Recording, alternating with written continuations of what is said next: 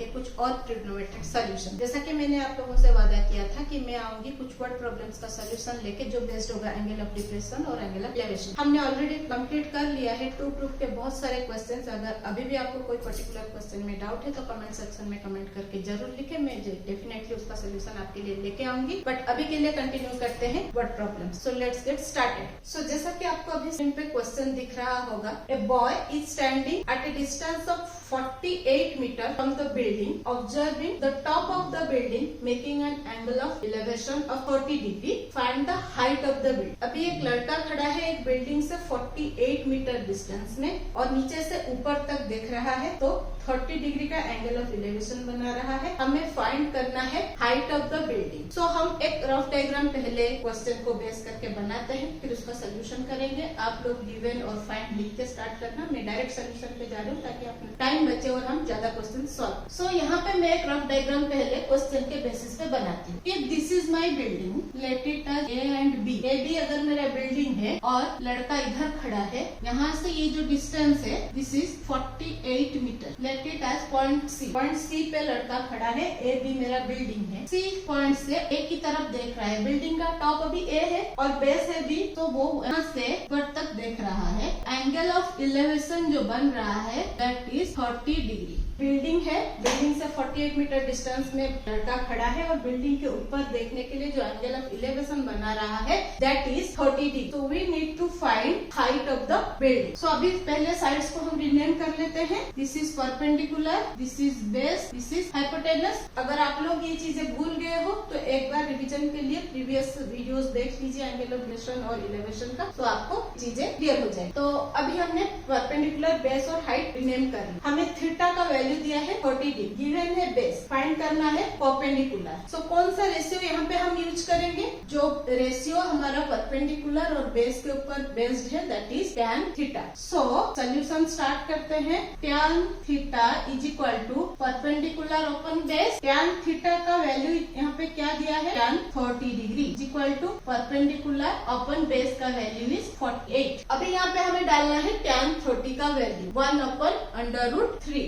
Is equal to P upon 48। अभी इसको solve कैसे करना है? हमें क्रॉस मल्टीप्लीकेशन करके ऑलरेडी हमने बहुत बार किया हुआ है। P मल्टीप्लाइड √3 गिव्स अस 48 1 जा 48। परपेंडिकुलर का हमें वैल्यू कैलकुलेट करना है, तो ये जो √3 है इस साइड आके क्या होगा? डिवाइड हो जाएगा। P इज इक्वल टू 48 अपन √3। अभी नीचे हमारा इरेशनल नंबर आ रहा है, तो इसको क्या करेंगे? हम डेफिनेटली रैशनलाइज करेंगे। रैशनलाइज करने के लिए हम क्या करेंगे? मल्टीप्लाई करेंगे, एक √3 न्यूमरेटर में और एक √3 डिनोमिनेटर। ये √3 मल्टीप्लाई होके क्या हो जाएगा? नेचुरल नंबर 3 और होल नंबर 3 ना 48 मल्टीप्लाइड √3 होगा 48 √3। यहाँ पे जो 3 है और ये 48 है, इसको हम सिंप्लीफाई कर सकते हैं। 3 और 48 को सिंप्लीफाई किया तो क्या मिलता है हमें? 16 3 जा 48। तो हमें यहाँ पे मिल गया 16। तो यहाँ पे हमें फाइनल आंसर मिला 16 √3।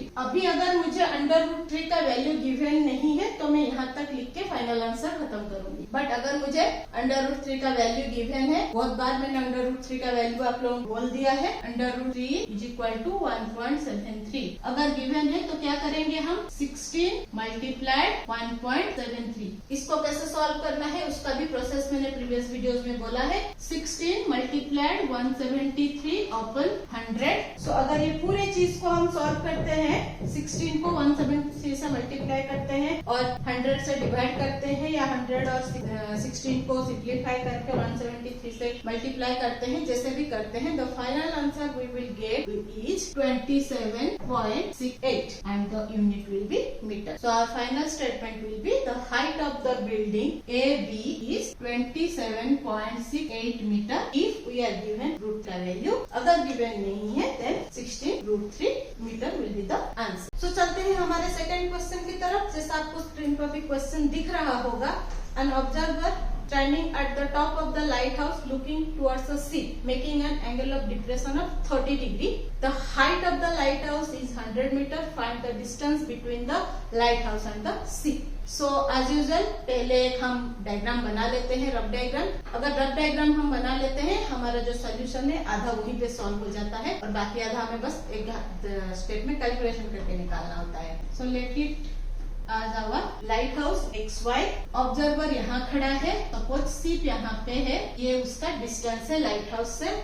This point will be Z। Observer light house के टॉप से सीप की तरफ देख रहा है, तो उसका लाइन ऑफ विजन यहाँ बनेगा और उसका जो एंगल ऑफ डिप्रेशन है यहाँ बनेगा, दैट इज 30 डिग्री। और हमें क्या दिया है, height of light house 100 metre, निकालना है हमें बेस और distance between Y and Z। इसको पहले रिनेम कर लेते हैं, परपेंडिकुलर, बेस, हाइपोटेनस। अभी मुझे परपेंडिकुलर गिवन है, बेस फाइंड करना है, थीटा का वैल्यू गिवन है क्या, नहीं है। कैसे फाइंड करेंगे, एंगल ऑफ डिप्रेशन 30 डिग्री दिया है। ऑलरेडी प्रीवियस वीडियो में मैंने बोला है एंगल ऑफ डिप्रेशन अगर 30 डिग्री है तो ये जो अल्टरनेट इंटीरियर एंगल उसका बनता है वो इक्वल होगा। So this will be 30 degree. मिल गया हमें थीटा का वैल्यू। अभी हमें बेस निकालना है तो कौन सा वाला रिलेशन अप्लाई करेंगे, टैन थीटा अप्लाई करेंगे। सोल्यूशन निकालते हैं इसका, tan theta equal to perpendicular upon base. Tan theta का वैल्यू क्या है, 30 degree. So tan 30 degree is equal to 100 divided B. Tan 30 का वैल्यू क्या है, 1 upon √3, 1 upon √3 that is 100 upon b। अभी इसको सॉल्व करने के लिए करते हैं हम cross multiplication. 1 multiplied b is equal to b, 100 multiplied √3 is 100 √3।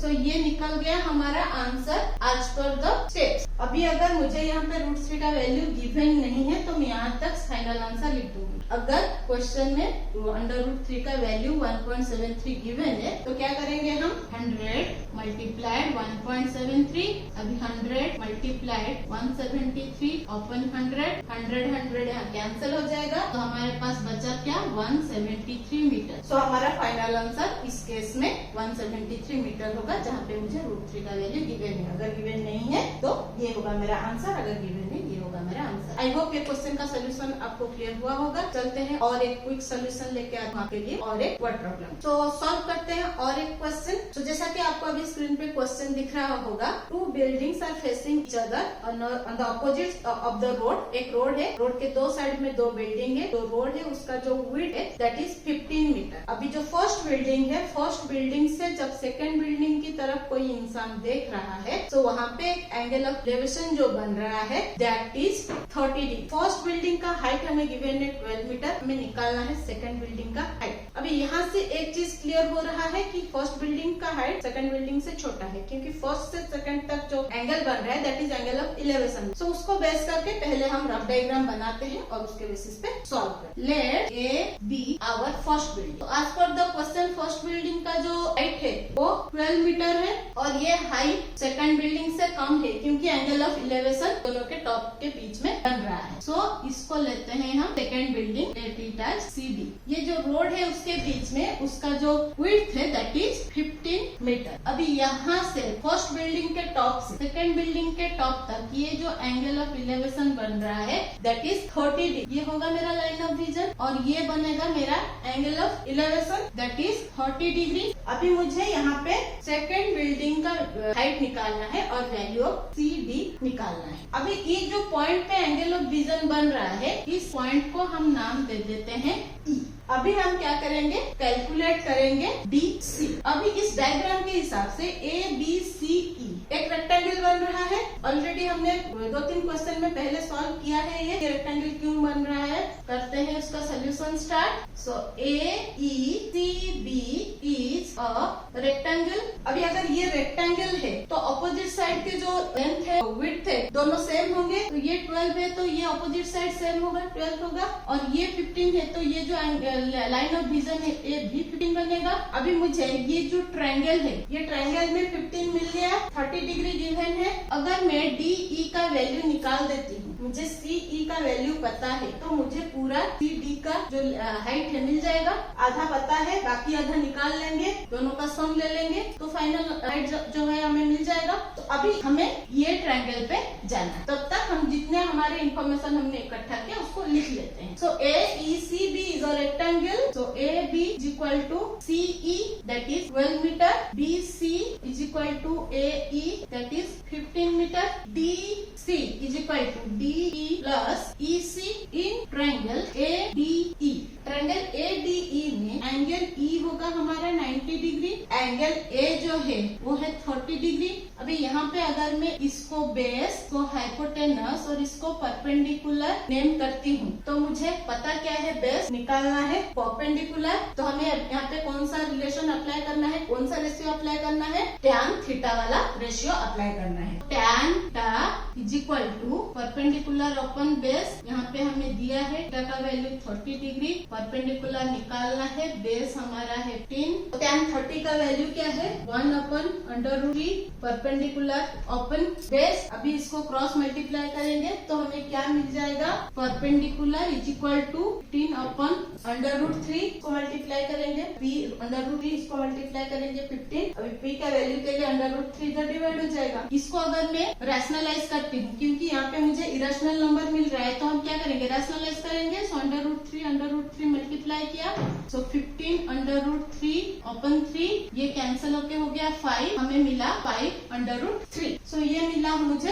D का वैल्यू, जब मुझे √3 का वैल्यू नहीं पता है। फाइनल जो हमारा हाइट निकलेगा वो क्या होगा, DC इज इक्वल टू 12 ये दिया है और इसका वैल्यू हमने निकाला 5/√3। सो ये हो जाएगा मेरा फाइनल आंसर। अगर इस केस में मुझे √3 का वैल्यू गिवन है, अगर गिवन नहीं है तो यहाँ तक हम फाइनल आंसर निकाल लेंगे। अगेन अगर मुझे √3 का वैल्यू गिवन है तो हम क्या करेंगे, इस पोजीशन पे √3 का वैल्यू रिप्लेस करेंगे, उसको कैलकुलेट करेंगे और फाइनल आंसर निकालेंगे। सो जो फाइनल आंसर है वो क्या होगा, 12 प्लस 5 1.73। अब ये पूरे को अगर हम सॉल्व करते हैं, कैसे सॉल्व करना है ऑलरेडी बहुत बार मैंने प्रीवियस वीडियोस में बोला है, आप एक बार वो देख लीजिए, फिर इसको सॉल्व कीजिए, डेफिनेटली आपको करेक्ट आंसर मिलेगा 20.65 मीटर। अगर इसको हम सॉल्व करते हैं हमें ये पूरा आंसर ये। अभी जैसा मैंने बोला, आप एक बार इसको ट्राई कीजिए कि कैसे सॉल्व हो रहा है, डेफिनेटली आपको करेक्ट आंसर मिलेगा। सो अगर ऐसे क्वेश्चंस दिए हुए होते हैं तो उसमें वहाँ पे थोड़ा हमें सोचना है कि हमें कहाँ पे इमेजिनरी लाइन ऑफ विजन बनाना है, एंगल ऑफ एलिवेशन और डिप्रेशन कहाँ पे जा रहा है और हमें कौन सा हाइट फाइंड करना है। सो आई होप आज के जो 3 क्वेश्चन हमने सॉल्व किया वो आपकी अंडरस्टैंडिंग को और थोड़ा बढ़ाया होगा, क्लैरिटी लाया होगा इस कंटेंट पे आपके लिए।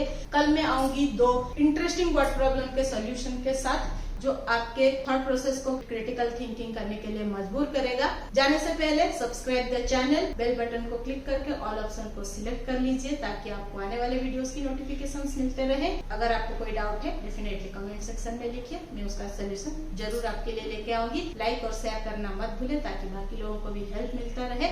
मिलते हैं और एक इंटरेस्टिंग कंटेंट के साथ। Till then bye bye.